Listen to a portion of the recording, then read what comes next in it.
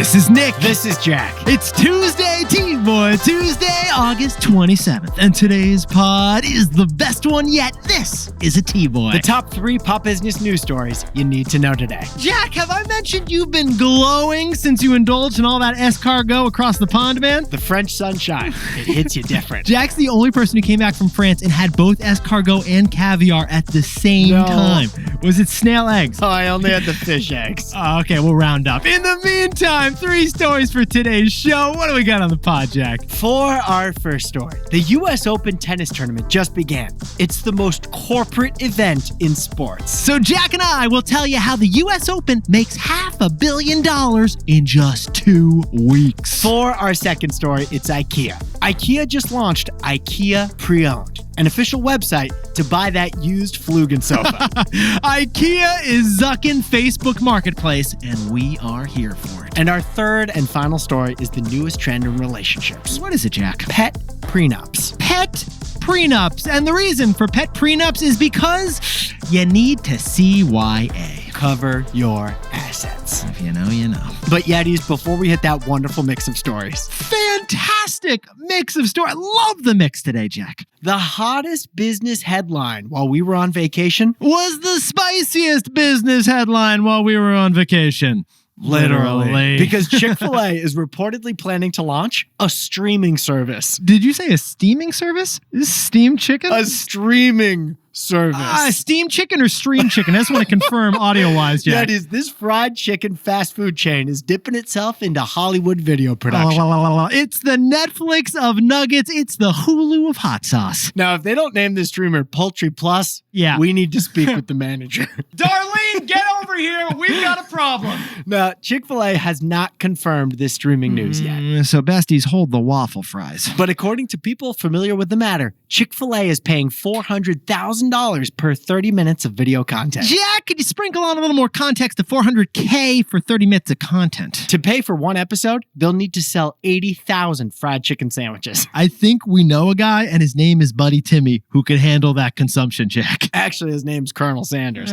But the goal here, we assume, is to glorify chicken-loving culture. Chick-fil-A wants to spice up the drama of Southern fried chicken with, some streaming content. We expect to see titles like Sauce in the City, a story of love, life, and finger licking. Carrie Bradshaw, she's gonna lick it up, Jack. And yeah, I said lick it, Jack. So Yetis, is Chick-fil-A the next HBO?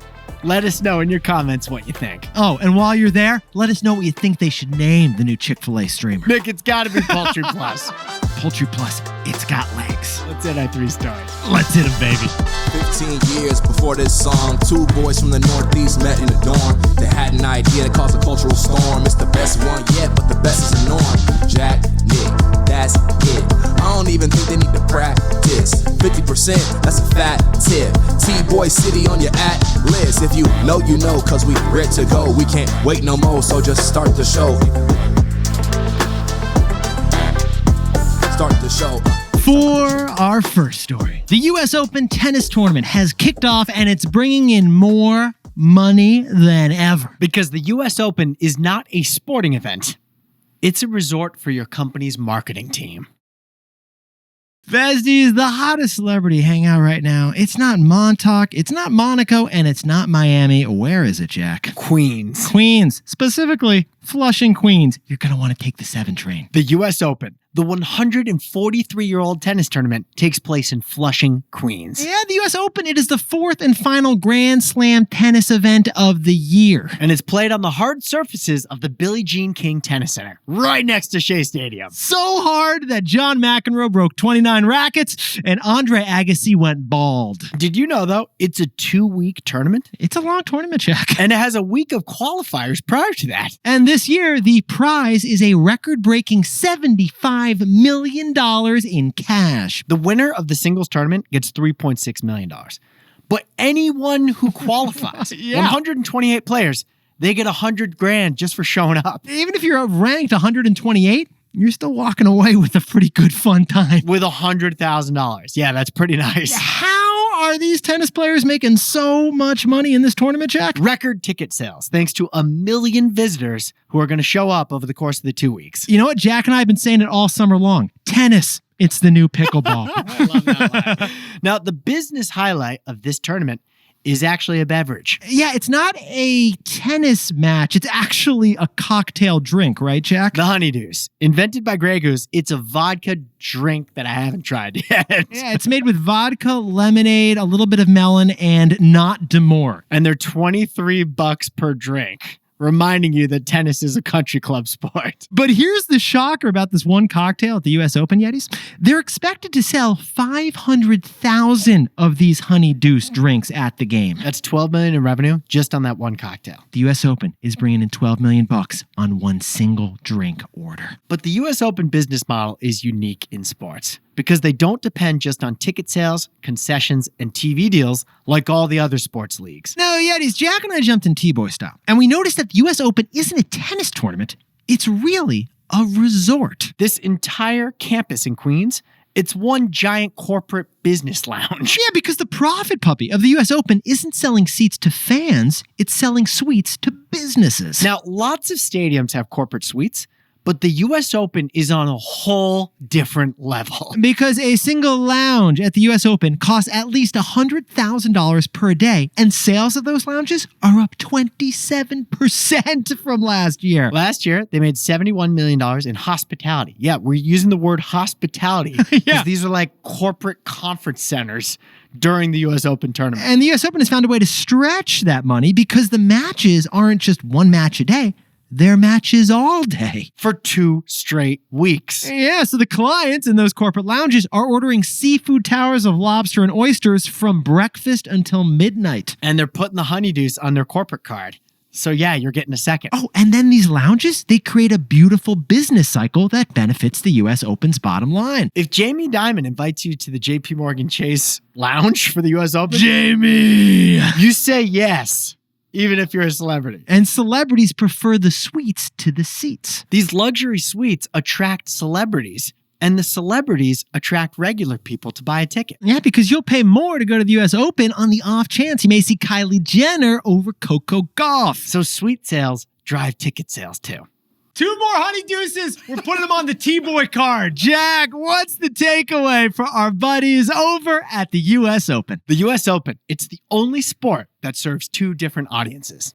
2 different audiences. Yeah, for most sports, the experience is largely the same in the stadium and on TV. Baseball, football, basketball, hockey. If you're watching on TV, you pretty much experience the same thing as the person who went to the game. But it's not the case with U.S. Open tennis in particular, because the in-stadium experience is completely different from the TV experience. I doubt you're ordering a seafood tower from your living room, and you're probably not seeing Kylie Jenner in the bathroom. No, and that is why the U.S. Open, Formula One racing, horse racing, those are more hospitality businesses than on-field sports businesses. Those 3 sports Nick just mentioned, they serve fans of the sport on television, but then fans of luxury in the stadium. So the U.S. Open's tennis product, it hasn't actually changed in decades. But its revenue has surged past $500 million per tournament. Because the U.S. Open has found a second audience. It's become a corporate resort.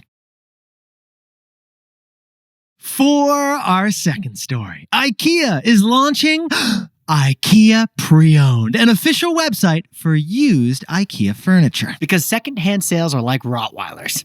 You want to be on the right side of them. Oh, yeah, you do. Yeah, it's funny thing. There is a photo of Jack that exists on Facebook of him wearing a white tuxedo to his junior prom. I've deleted that photo. Oh, you I saved a version of it. But that's not the only reason why you've still got a Facebook account, is it, Jack? I actually am one of 500 million people in the world who have an active Facebook account just to use Facebook Marketplace. Jack has a Facebook account for one reason only, and it's Facebook Marketplace. It's to sell that white tuxedo I wore to junior prom. But Yetis, here's the fascinating thing about Facebook Marketplace. The most common product that Jack has noticed on Facebook Marketplace is IKEA. Every day, there's like 500 IKEA things for $25 that I could buy on Facebook Marketplace. I wake up and I'm like, oh, another text from Jack about another $8 loofah desk from IKEA on Facebook Marketplace. Great. Honestly, an entire market and economy exists of old IKEA products. They're either on the driveway next to the street or on Facebook Marketplace. But here's the problem, Yetis. Although IKEA is one of the most popular products on Facebook Marketplace, IKEA gets no piece of those transactions. Which leads to the news. IKEA is moving to control the secondary market of IKEA furniture. That's right. IKEA just launched IKEA Pre-Owned, the official marketplace for used IKEA furniture. They're testing this fall in Madrid and Oslo to start, and they're hoping to expand globally next year. It's not IKEA. Jack and I call it Old Kia. Oh, I thought you were going to say Ukia. I kind of like that one now too, Jack. But yeah, here's the big question when Jack and I saw this story. How does IKEA differentiate their secondary market from the ones you already use like Facebook, eBay, or Craigslist? Because like Craigslist, IKEA secondhand is just a middleman. They're never going to touch that used Flugen sofa you buy. Yeah, IKEA's new service is just going to connect the seller with a buyer who then have to handle the delivery and shipping on their own without IKEA. But IKEA does know that Flugen sofa best. So in the listing, they're going to add the dimensions of the product, the materials of the product, and other product specs so that the buyer knows what they're buying. The seller has to upload their own picture, but then IKEA is going to provide the marketing pictures from IKEA.com to make that listing thrive. And then if a sale does occur, ratings are exchanged between the buyer and seller. IKEA is trying to fill the gap that Facebook and Craigslist can't. They're trying to fill the trust gap. And they're doing it by attaching their brand to the whole transaction process. Now, interesting thing Jack and I should point out about their launch strategy here, right, Jack? IKEA is not taking a fee as the middleman. Yet. So this is a free service right now because they want you to give it a little try. But in the future, IKEA says they're going to take a symbolic and humble fee. They said humble. Those Swedes are going to add a little fee. Your Flugen sofa. So, Jack, what's the takeaway for our Flugen sofa buddies over at IKEA? Secondary sales are like Rottweilers. They're great if they're yours. They're kind of scary if they're not. Yeti's shocking stat. IKEA estimates that more people actually own IKEA secondhand than new IKEA. Cool statistic. Yeah. But a huge problem for IKEA for two big reasons. The first reason there's a problem for IKEA is that IKEA isn't making a penny on most IKEA sales. Second, customers could get scammed on Craigslist trying to buy IKEA, which would damage their perception of IKEA. This isn't a Flugen sofa, Jeff. This is a Boogen sofa. I don't want a Boogen sofa. So, if you're a brand, secondary sales can be like a Rottweiler. Yes. It can be kind of scary. But if you control that Roddy, if it's your Rottweiler, then it can protect you. That's why BMW, Levi's, and Snoo have all recently launched official pre-owned marketplaces. That's right. Instead of letting a secondary sale happen on like Facebook or Craigslist, more brands are launching their own secondary marketplaces to control the experience. A controlled marketplace to protect the brand and add a new revenue stream. Because the way Jack and I see it, secondhand sales, they're kind of like Rottweilers. Great if it's your Rottweiler. Kind of scary if it's someone else's. Easy boy.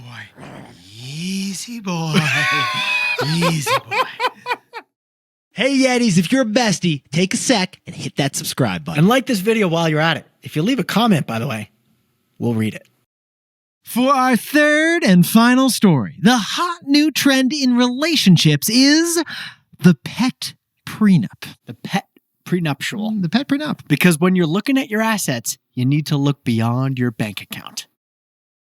So, Yetis, funny thing, one of the most popular stories that Jack and I covered on this pod last year was the prenup pop. The prenup pop. Because according to a Harris poll, this is unbelievable. This is wild. 47% of millennial marriages happening right now include a prenup. Sit down, stand up, get down on one knee, and then sign here, and then sign here. Nearly half of millennial marriages include a prenuptial agreement. That was a shock for Jack and me until we caught this nugget. The newest trend within prenups, pet prenups. Pet Prenups. Yetis, get this. Business Insider interviewed lawyers who are now seeing 20 to 25% of prenups include a pet provision. Because we all know that one couple who's split up now and Yeah. has to awkwardly co-own a pet together. Like, who's picking up the poop in that situation? That's what I want to know, Jack. It's an awkward co-parenting situation, Nick. Because Yetis, 23 million American households adopted a dog or a cat during the pandemic,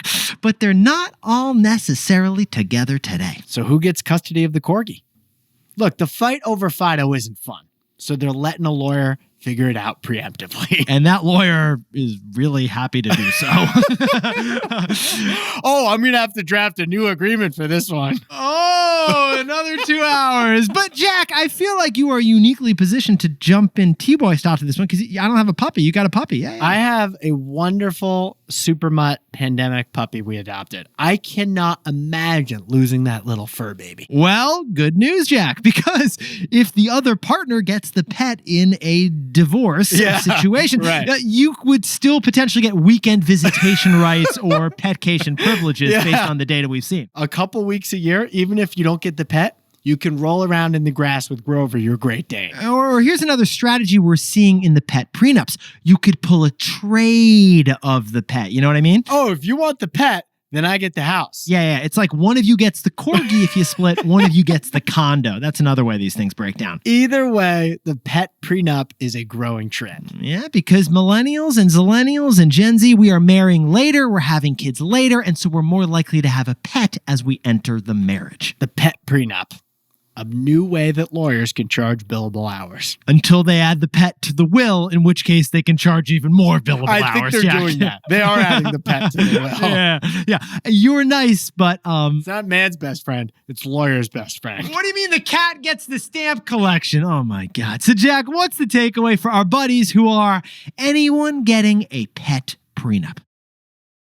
Actually, just anyone getting married. It's important to CYA. Cover your assets. Cover your assets. Yetis, Jack and I said on a recent hotline episode that we each review our spending monthly. I review my spending on the 15th of the month. Yes. I think yours is the 3rd of the month. It's the 3rd of the month, Jack. Exactly. But it's not just your spending. You also should review your assets every month. Nick and I each have a net worth spreadsheet that includes all of our debts and all of our assets. Now, while pets don't have a financial value, they are considered by courts to be ownable assets. In fact, one divorce attorney said that people will fight more about the pet in a divorce than they do over the money. Yeah, so it's just a reminder that you have more things of value than you realize. Your car has value. Your crypto has value. Your Ken Griffey Jr. rookie card you got when you were a kid has value. Even the refundable down payment that you just made on a hotel for vacation, that is an asset too. To have a clear picture of your own financial situation, don't just check your bank account. The way Jack and I see it, you need to CYA. Cover your assets. Jack, could you whip up the takeaways for us for T-Boy Tuesday? The U.S. Open generates $500 million of revenue in just 2 weeks, driven by corporate suite sales. It's a resort for companies. Basically, the U.S. Open has found two audiences, tennis fans and corporate marketing budgets. For our second story, it's Ikea. They're moving to control the vast market for secondhand Ikea furniture. Because secondhand sales are like a Rottweiler. Great if it's yours, kind of scary if it's not. Easy, boy. Easy, boy. Easy. For our third and final story, it's the big trend in prenup agreements, a pet provision. Basically, a pet prenup. Because we all need to CYA. Cover your assets. But Yetis, this pod's not over yet. Here's what else you need to know today.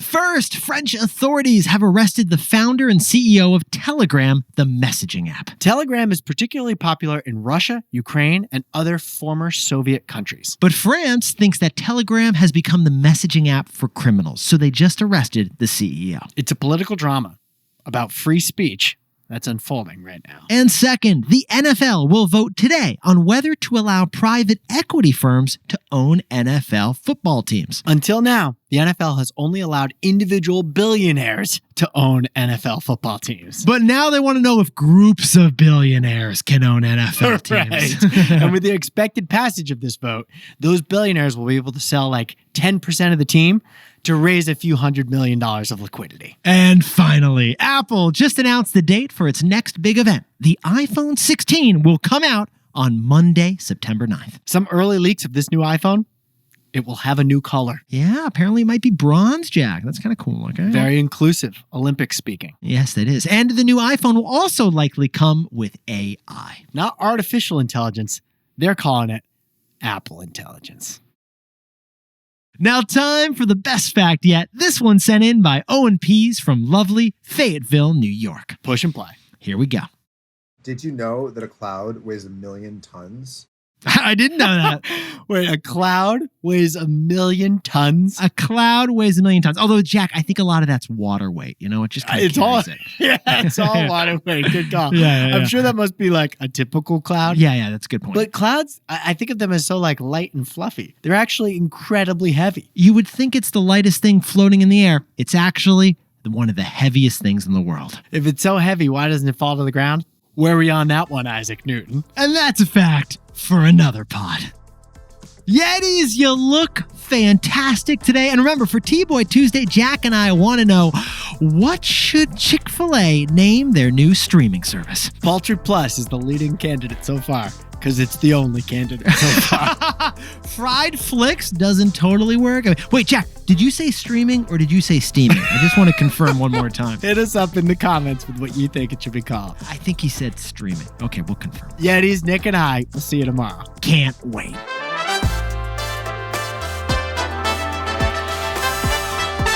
And before we go, a huge congratulations to legendary Yetis Ty and Victoria Jacobson on their new baby girl. Maxine Lucille Jacobson is a perfect 9 pounds and 21 inches. And she's thriving just outside Seattle. And Wally and Larissa Sonek have got their 6-year wedding anniversary. 13 years they've been together since old Johnson and Wales. And a huge shout out to birthday boy Arnaldo De Hoyos Jr., who's never missed an episode out of Austin, Texas. And Joey Javoyne is celebrating a 21st birthday down in Nashville, and he's still celebrating that birthday. Happy 29th birthday to Matthew Loon, who happens to be a honeymoon baby, according to his mother, down in Riverside, California. Legendary birthday. And Andrew Merringer celebrated a birthday in Chicago with his legendary mama, who together we're doing some logistics. And to anyone else who's celebrating something today, make it a T-Boy. Celebrate the wins.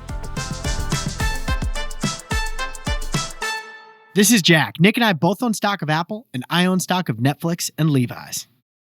Okay, that's a trigger warning. Okay, that's a trigger warning. That was my bad.